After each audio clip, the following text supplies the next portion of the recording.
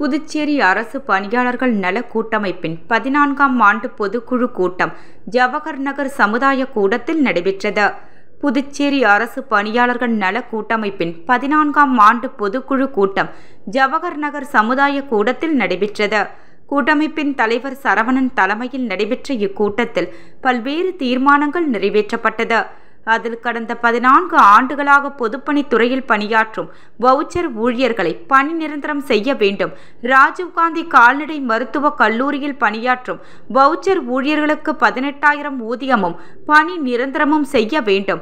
மத்திய அரசின் குறைந்தபட்ச சட்டக்கூலி ரூபாய் 26,910 மற்றும் 7வது ஊதியக்குழு பரிந்துரையை அமல்படுத்த வேண்டும் உள்ளிட்ட 11 தீர்மானங்கள் நிறைவேற்றப்பட்டு ஊழியர்கள் அனைவருக்கும் எடுத்து கூறப்பட்டது. இதில் பல்வேறு அரசு துறைகளில் உள்ள ஒப்பந்த பணியாளர்கள் பங்கேற்றனர்.